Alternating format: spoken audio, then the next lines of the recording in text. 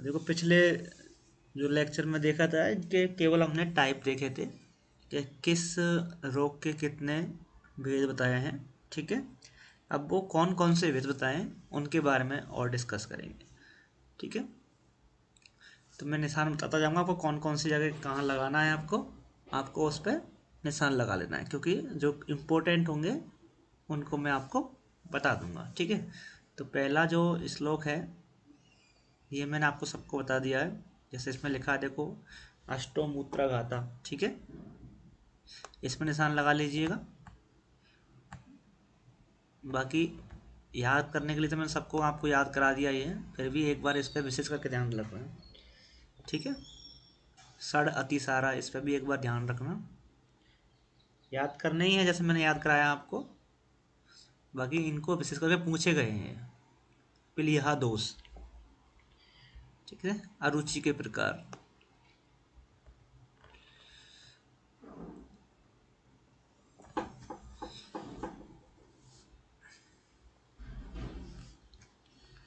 गृहिणी दोष,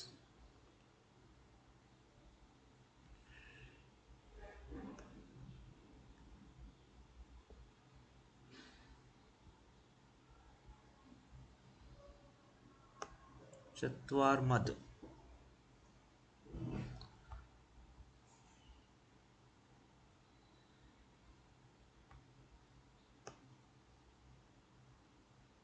मूर्छा।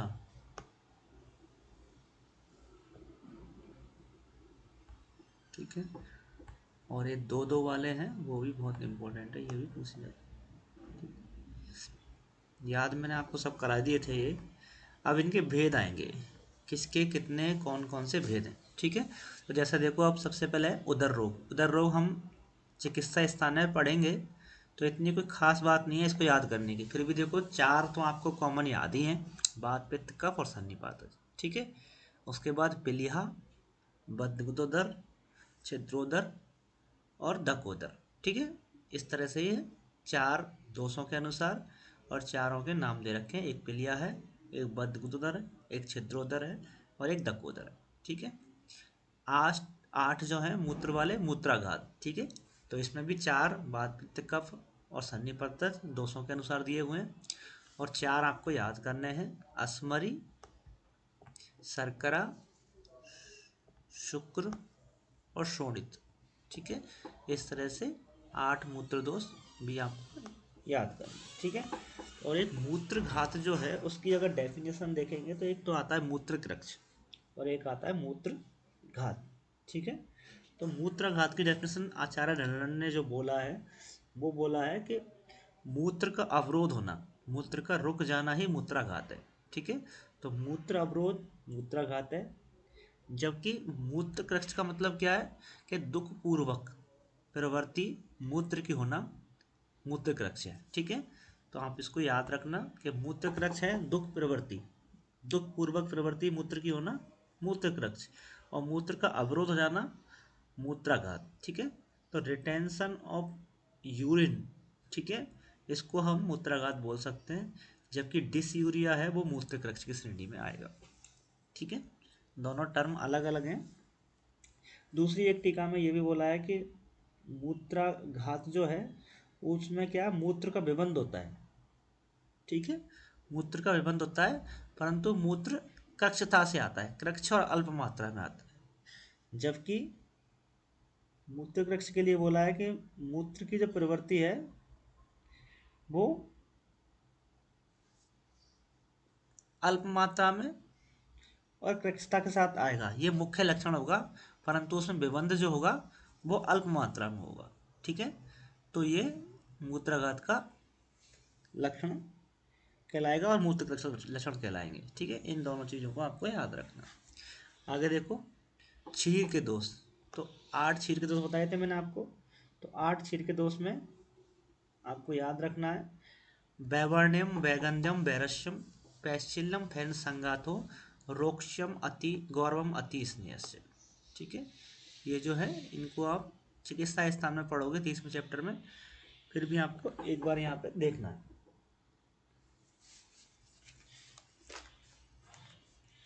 ठीक है, ऐसे नीचे वाली लाइन में देखो शुक्र के तनु शुष्कम फैंडलम आश्वेतम ऊति पिच्छलम अन्य धातु उपहितम अवसादिच।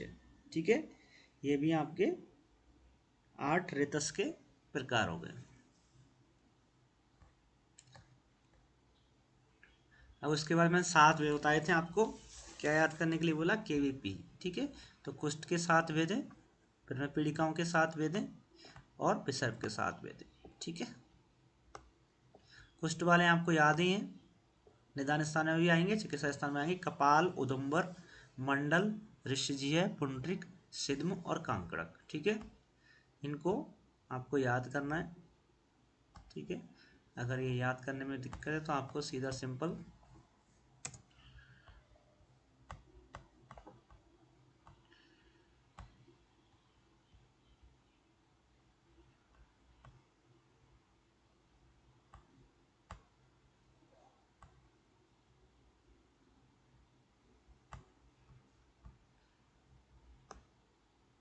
याद रखना है।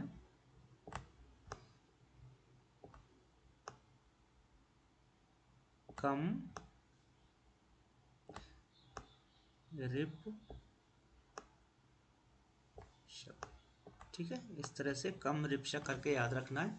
और ये किसके प्रकार है, कोष्ठ के प्रकार है। कितने, 7। ठीक है, कपाल,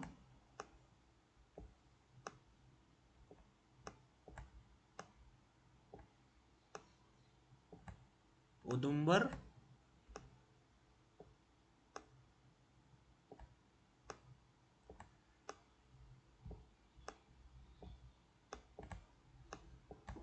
मंडल,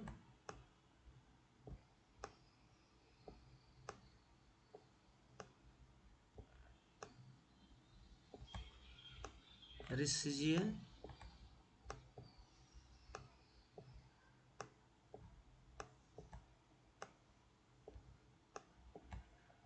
पुंड्रिक,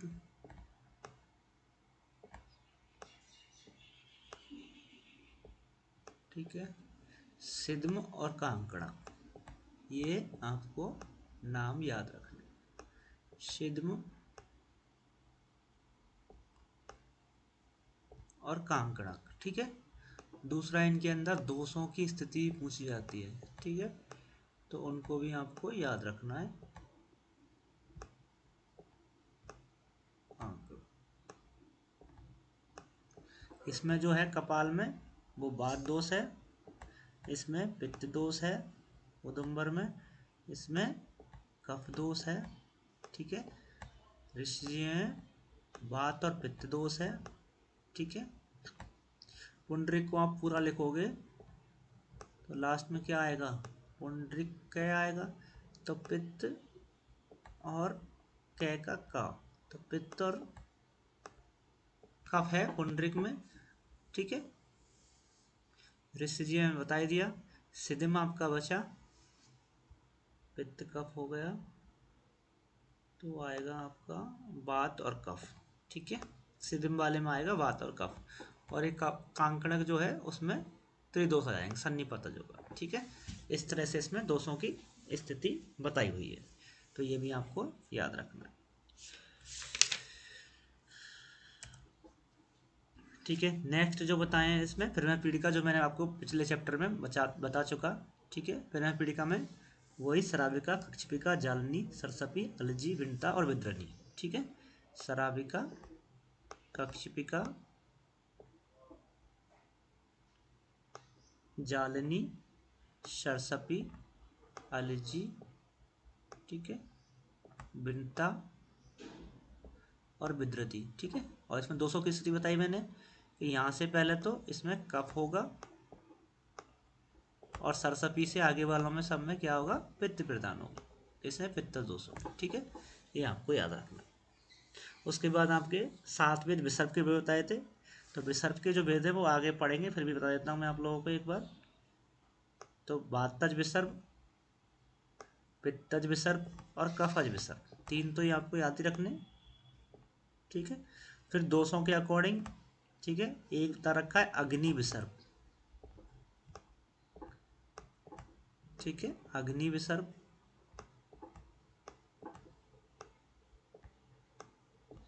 कर्दम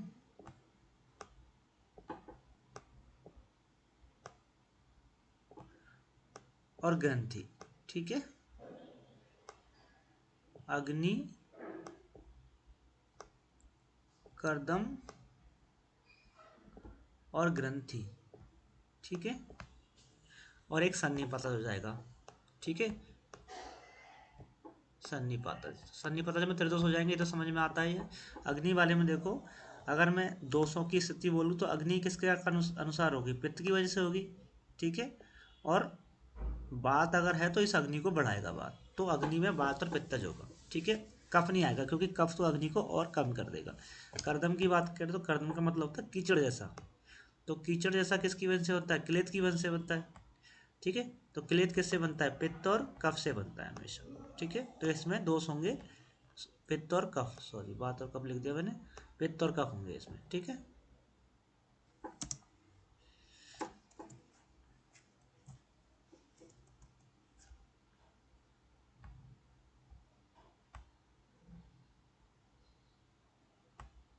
आवाज आ रही है ना सभी लोगों को? Yes sir. ठीक है, पित्त और कफ होंगे। ग्रंथि जो है, ग्रंथि हार्ड होती है, इसलिए ग्रंथि में हमेशा वात और कफज होगा। ठीक है, पित्त नहीं होगा, क्योंकि पाक किसकी वजह से होता है, पित्त की वजह से होता है। अगर ग्रंथ पाक पित्त होगा तो ग्रंथि नहीं रहेगी, वो पिघल जाएगी। ठीक है, तो वात और कफ ग्रंथि की वजह से। इस तरह से आपको इसका दोष इन्वॉल्वमेंट याद रखना है। तो ये 7 प्रकार के कंप्लीट हो गए आपके। अब 6 प्रकार के मैंने बताए थे आप लोगों को पिछले लेक्चर में, जो नहीं था ना वो पिछली वाली वीडियो को देख लेगा ना, तो समझ में आ जाएगा थोड़ा सा। ठीक है, अतिसार और उदावर। ठीक है, इनके 6 भेद बताए थे। उदावर्त, ठीक है, उदावर्त में तो मैंने जब आपको नावेगान धारणीय चैप्टर पढ़ा रहा था, जब बताया था आपको कि जो वेग हैं उनमें से 4 वेग जो कि नीचे से बताए थे हमने। ठीक है, अपान वायु का, मूत्र का, मल का और शुक्र का, ये 4 तो बताए थे नीचे वाले, नीचे के मार्गों से। अपान, मूत्र, ठीक है, पूरिस,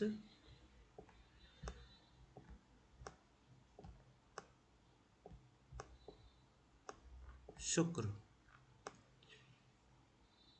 ठीक है, और 2 का आपको याद रखना है,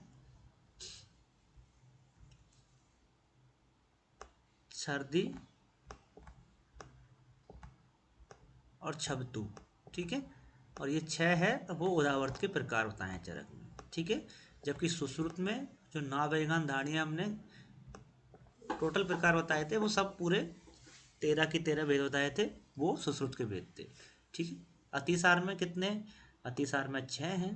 ठीक है, वही आपके सामान्य बताते हैं, वातज, पित्तज, कफज।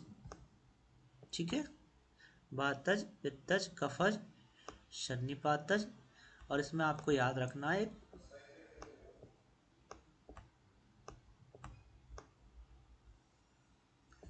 शोभा।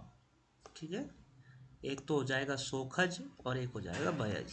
ठीक है, सो से सोखज और भा से भयज। ठीक है, क्यों बता रहा हूँ मैं ये, क्योंकि जब सुश्रुत वाले आप लोग पढ़ेंगे तो उसमें थोड़ा सा अंतर हो जाएगा। ठीक है, उसमें क्या अंतर हो जाएगा कि एक तो जो भयज है, ठीक है, भयज नहीं रहेगा उसमें,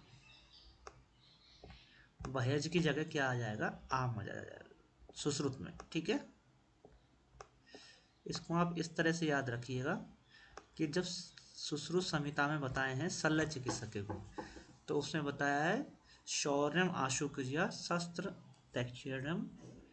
ठीक है, आवेप्तु आशमोस्य।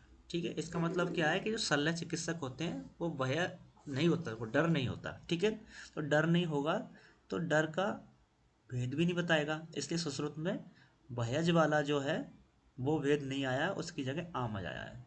जबकि चरक के अनुसार अतिसार में जो भेद आया शोकज और भयज दोनों आए, आमज नहीं आया। ठीक है, चरक ने आम का वर्णन किया है, परंतु किसके संदर्भ में किया है कि बात के दो दो भेद होता है, आमज अतिसार, आमज बात अतिसार और पक्वज अतिसार। ठीक है, ऐसे करके भेद होता है उन्होंने। इस तरह से आपके 6 वाले भी कंप्लीट हुए।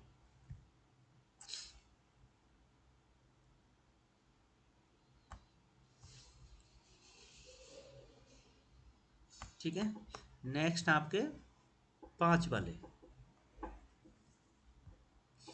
5 वाले मैंने आपको नाम तो पिछली बार बता दिए थे, बाकी इजी हैं। ठीक है, आधे तो वही होंगे जो 200 के अनुसार होंगे, और बाकी जो बचेंगे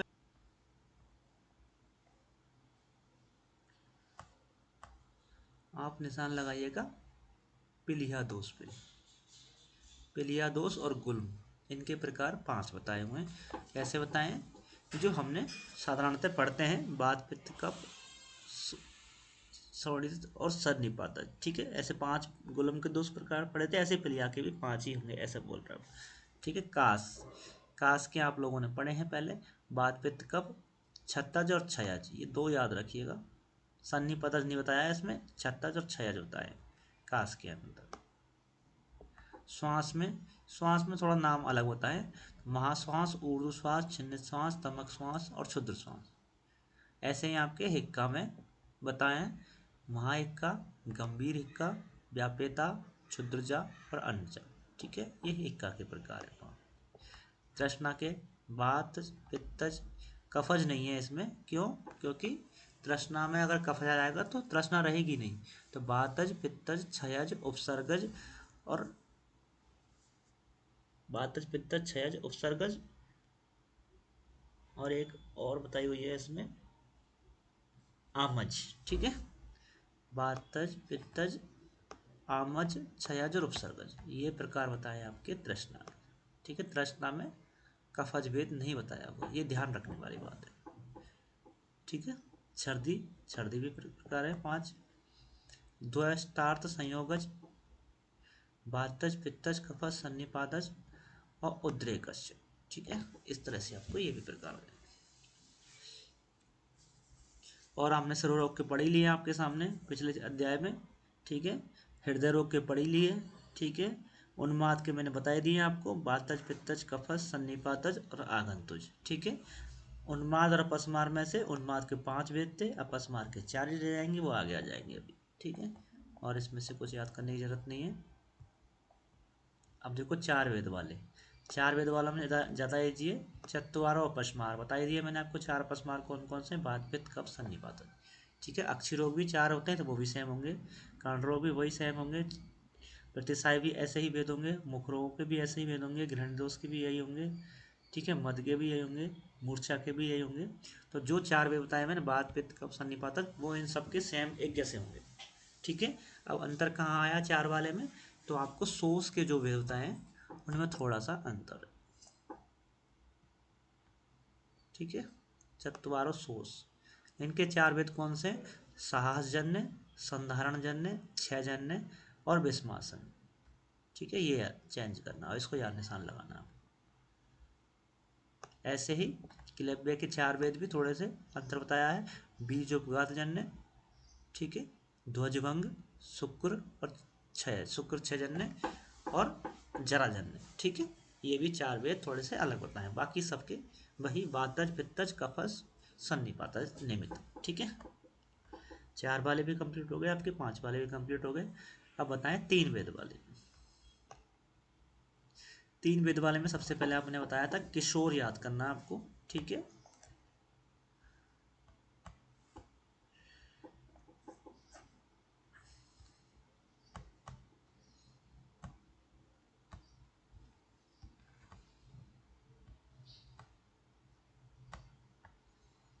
याद करना किशोर।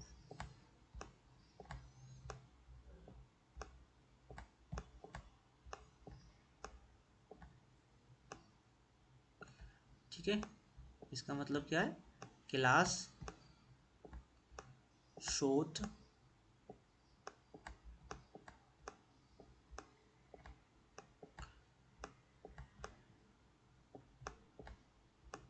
और रक्तपित्त। ठीक है, रक्तपित्त।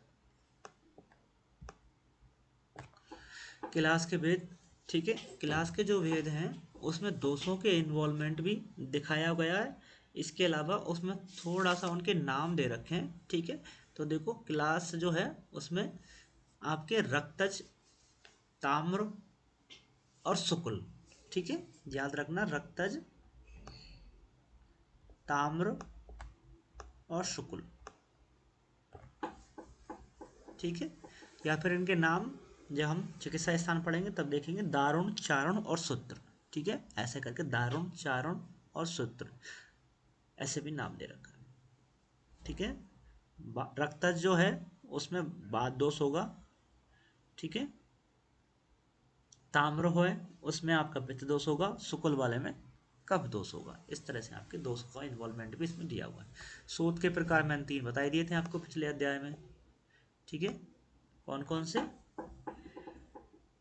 शोध के प्रकार? वातज, पित्तज और कफज, ठीक है, 3 प्रकार होता है। 4 अगर बोले तो आगंतुज आ जाएगा। रक्त पित्त में भी आप लोग पढ़ के आए हैं, ऊर्ध्व, अधः और तिर्यक। ऊर्ध्व, अधः और तिर्यक, ठीक है, ये 3 प्रकार आपके रक्त पित्त के भी बताए हुए थे, ठीक है। तिर्यक को कभी कभी ओहे मार्ग भी बोल देते हैं, ठीक है, तो इसको भी आपको ध्यान रखना है, तिर्यक को ओहे मार्ग भी लिखा हुआ है, ठीक है। उसके प्रकार आपके, उसके बाद आपके दो दो प्रकार कौन कौन से, ठीक है। दो दो प्रकार में आपको सबसे पहले बताया था इन्होंने चरक का, चरक का नहीं, ज्वर का, ठीक है, चरक में ज्वर का। ज्वर के 2 प्रकार, शीतजन्य और उष्ण। तो इसमें लिखा हुआ है उष्ण अभिप्राय और शीत अभिप्राय, ठीक है। उष्ण अभिप्राय का मतलब क्या है? उष्ण चीजों की इच्छा होगी, इसका मतलब वो शीत समुद्र है। और शीत अभिप्राय का मतलब क्या है? वो उष्ण समुद्र है, ठीक। इस तरह से इसके लिखा हुआ है कि द्वय ज्वर है, उष्ण अभिप्राय शीत समुद्र, शीत अभिप्राय उष्ण समुद्र, ठीक है। व्रण के 2 भेद, निज और आगंतुज, ठीक है। आयाम के 2 भेद, बाह्य आयाम, बाह्य आयाम और आभ्यंतर आयाम, ठीक है। आयाम के 2 भेद, बाह्य और आभ्यंतर, ये याद रखने वाली बात है, ठीक है, नहीं भूल जाते हैं।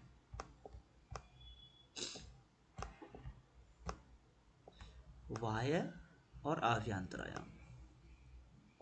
गृद्धि के इंपॉर्टेंट है 2 भेद, गृद्धि के 2 भेद हैं आपके पास, ठीक है, और इससे दोषों के इन्वॉल्वमेंट के अनुसार है।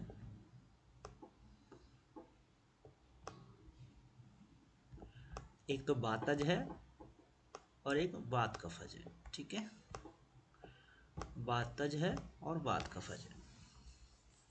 कामला के 2 प्रकार हैं, कुंभ कामला और शाखा आश्रित कामला, ये भी आगे आ जाएंगे, ठीक है। विसूचिका के 2 प्रकार, आम रोग के 2 प्रकार हैं, ठीक है, ये भी इंपॉर्टेंट है। आम के 2 प्रकार कौन से? विसूचिका और अल्सर, विसूचिका और अल्सर, ठीक है। उसके बाद आपके वात रक्त के 2 प्रकार हैं, गंभीर और उत्तान, ठीक है। वात रक्त के भी 2 प्रकार बताए हैं, गंभीर और उत्तान। उसके बाद अर्श के 2 प्रकार जो सामान्यतः हम पढ़ें, शुष्कर्ष और आद्रर्ष, ठीक है, शुष्कर्ष और आद्रर्ष। शुष्कर्ष में दोषों की जो स्थिति होगी वो वात और कफज की होगी, ठीक है, और आद्रर्ष में जो स्थिति होगी कफज और रक्तज दोष होगा, ठीक है। उसके बाद आपका रह गया उरु स्तंभ। जब एक एक जो भेद हैं वो बताएंगे, एक एक भेद किसके बताए हुए हैं, तो एक एक भेद जो हैं वो आपको बहुत बहुत इम्पोर्टेंट है। एक भेद पूछा गया है कई बार, एक भेद किस कौन से रोग का है, तो देखो एक भेद वाले वहाँ बता रखे हैं, एक उरु स्तंभ है जिसका एक ही भेद है और इसके लिए लिखा है कि आम त्रिदोष समुद्र। इसमें क्या होगा? आम होगा और त्रिदोष समुद्र, तीनों दोष होंगे इसमें, परंतु इसका कोई भेद नहीं है, केवल सिंगल भेद है उरु स्तंभ। संन्यास, संन्यास भी इसका कोई भेद नहीं है, और त्रिदोषात्मको मना, शरीर अधिष्ठान, ठीक है, मन और शरीर इसका अधिष्ठान है और त्रिदोषात्मक बताया हुआ है। ऐसे ही एक महागत, महागत भी एक ही है और इसे अतत्व अभिनिवेश भी बोला है। ठीक है, अतत्व अभिनिवेश को महागध कहा है और इसका भेद भी एक ही है। ठीक, उसके बाद आपके कृमि, तो 20 प्रकार के कृमि बताए हैं, प्रमेय के भी 20 भेद बताए हैं और योनियापद के भी बताए। ठीक है, अब देखो कृमि के भेद कैसा डिवाइडेशन किया हुआ है। कृमि को पहले डिवाइडेशन किया हुआ है बाह्य कृमि और आभ्यंतर कृमि। ठीक है, बाह्य कृमि और आभ्यंतर कृमि। तो बाह्य कृमि जो है, तो बाह्य कृमि के दो भेद होता है, युक्का और पीपलिका। और आभ्यंतर कृमि को फिर दोबारा से डिवाइड किया हुआ है मलज, मलज मतलब पुरीसज, रक्तज,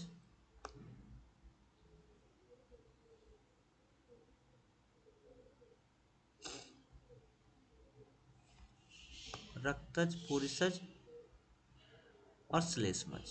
ठीक है, तो दो प्रकार से इन्होंने डिवाइड किया हुआ है, बाह्य और आभ्यंतर या बाह्य मलज बोलते हैं। ठीक है, तो जो बाह्य जो हैं उनको युक्का पीपलिका बोला है, और आभ्यंतर जो है या मलज वाले जो हैं वो उनको क्या बोला है, सोडित वाले, कफज वाले और पुरीसज वाले। ठीक है, अब सोडित, इसमें अगर आपको याद करना है तो आपको बस याद रखना है पुरीसज। ठीक है, पुरीसज, पुरीसज में देखो पा से पुरीसज वाले भेद, रा से रक्तज वाले भेद और श्लेष्मज वाले भेद। ठीक है, तो पुरीसज 5 भेद आएंगे, पुरुष के 5 भेद होंगे, रक्तज के 6 भेद होंगे और श्लेष्मज वाले के 7 भेद होंगे।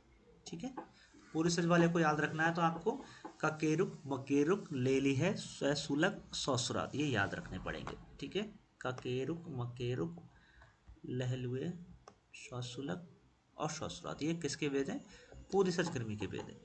रक्तज वाले के वेद देखोगे तो आप केशाद, लोमाद, लोमदीप, सौरस, उदुम्बर, जंतु मात्र, ये याद रखना है। केशाद, लोमाद, लोमदीप, सौरस, उदुम्बर, जंतु मात्र, ये रक्तज वाले के भेद हैं। ठीक है, कफज वाले के क्या भेद हैं, कफज वाले के भेदों में आएगा आपके, चालू होगा अंतराद, उदराद वेष्ट, हृदय, चूरु, दरपुष, सौगंधिक और महागुद।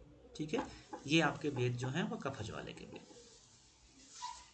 ऐसे ही आपके प्रमेय, प्रमेय के भी आपने जो भेद बताए हैं वो 20 बताएं, और उनको डिवाइडेशन कैसे किया है, 10, 6 और 4।